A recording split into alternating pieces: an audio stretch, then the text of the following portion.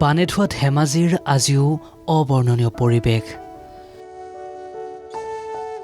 চকুপানেৰে বাট নেদেখা হৈছে বানাক্ৰান্তই। আশ্ৰয় শিবিৰতো মাথো উচুপনি দুৰ্ভগীয়া জনগণৰ। খৰস্ৰোতা নৈৰ কালৰূপে মুহূৰ্ততে উটুৱালে আপোন ঘৰখন।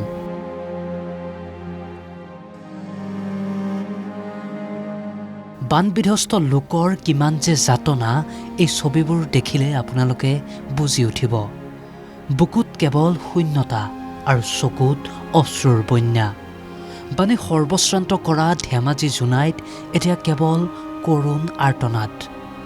চৌদিশে বানপানীয়ে আৱৰি ৰখা এই বৃহৎ অঞ্চলটোত পানী শুকাইছে যদিও আজিও আৱৰি আছে বোকা আৰু দুৰ্গন্ধময় পৰিৱেশে।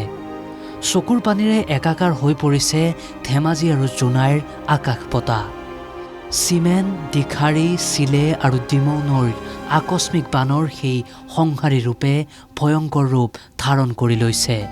আৰু সেই বানতেই উটি গ'ল ঘৰ দুৱাৰ, পশুধন আৰু বহু কিবা কিবি।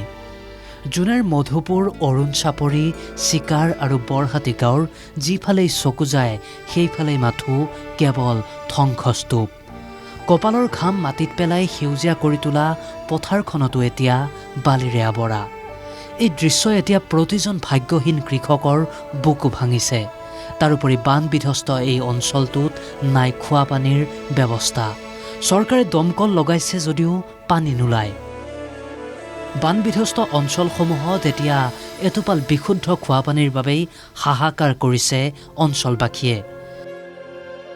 পিয়াহত আতুৰ হৈ বানাক্ৰান্তই অৱশেষত নৈৰ সেই লেতেৰা পানীকে খাবলৈও বাধ্য হ'বলগীয়া হৈছে, যাৰ বাবে এতিয়া ডায়েৰিয়া, জ্বৰ, কাহ আৰু চৰ্মৰোগৰ দৰে মহামাৰীৰ কৰাল ছায়াইও সমগ্ৰ অঞ্চলটোক গ্ৰাস কৰাৰ উপক্ৰম কৰিছে।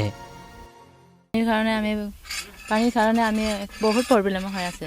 কুঁৱা পানী নাই, ল'ৰা ছোৱালী খাবলৈ পানী নাই। সেইটো খালী পুতি থৈছিলে হ'লেও পানীটো ওলোৱা নাই আজি। চৰকাৰক কৈছোঁ আমি কুঁৱা পানীৰ কাৰণে বহুত আমি সমস্যা হৈছোঁ, সেইকাৰণে আমাক সহায় কৰি দিয়ক, এনেকৈ আমি চৰকাৰক আহ্বান জনাইছোঁ।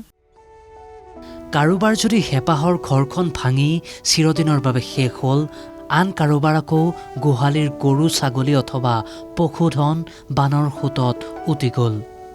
পানী কমাৰ পাছত এতিয়া ঘৰৰ চোতালত পাহাৰৰ পৰা উটি অহা কাঠৰ কুণ্ডা আৰু আৱৰ্জনাৰ পাহাৰ হৈছে। চব অনিষ্ট হৈ গ'ল আৰু একোৱেই নাই আৰু ক'ত থাকিম ক'ত নাথাকিম, এতিয়া খোজকাঢ়ি যাব লাগিব। ৰোৱা মেলা চব হাতাই গ'ল, কি খাই থাকিম ইয়াত ন। আমাৰ অসুবিধাটোতো ভালে মানে অসুবিধা হৈছে ইয়াত। আমাৰ একো উপায় নাই, পানী নাই, এইফালে কুঁৱা, ধান, চাউল চব গেলি গ'ল, আমাৰ একো নাই আৰু। ছাগলীটো বহুত মৰিছে, মোৰো 5-4টামান মৰিছে, গৰু 2টা।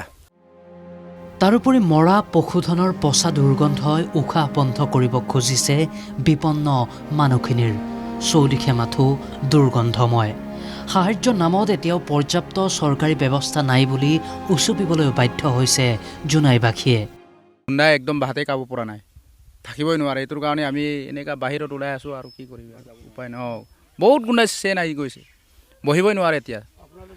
এইটোৰ কাৰণে অলপ তাত পেনিয়ন লগাই পেলাই ৰাখিছিলোঁ। পেনিয়নটো দিছে বাৰু চৰকাৰ পাৰৰ পৰাই, কিন্তু এইটো এতিয়া তেলিব পৰা নাই না। ব্লিচিং পাউডাৰ দিছে নাই? এইবিলাক দিছিলে, এইবিলাক অলপ লগাইছে, এইটো কাম নাই। ব্লিচিং পাউডাৰ, পেনিচিংটো লগাইছে 2 ঘণ্টা 1 ঘণ্টাৰ কাৰণে হৈ যায়, কিন্তু কালি ৰাতিৰ পৰা হ'ব পৰা নাই, পুৰা চেন আহিছে। ধেমাজি আৰু জোনাইৰ এই মৰ্মান্তিক দুৰৱস্থাই চিন্তিত কৰিছে সমগ্ৰ অঞ্চলবাসীক। সৰ্বস্ব হেৰুৱাই শূন্য আকাশৰ তলত আশ্ৰয় লোৱা এই দুৰ্ভগীয় বানাক্ৰান্তসকলৰ চকুলো চৰকাৰ প্ৰশাসনে কেতিয়া মুচিব? নে কেৱল প্ৰতিশ্ৰুতিৰ কাগজতেই আবদ্ধ হৈ থাকিব এই মানুহখিনিৰ আৰ্তনাদ? সেয়াই এই মুহূৰ্তৰ আটাইতকৈ ডাঙৰ প্ৰশ্ন। জোনাইৰ বানাক্ৰান্ত অঞ্চলৰ পৰা ভিডিঅ' জাৰ্নেলিষ্ট ৰকেট দেউৰীৰ সৈতে লভিৰাম বড়িৰ সহযোগত হৰেন্দ্ৰ নাথ শৰ্মাৰ ৰিপৰ্ট, NKTV+।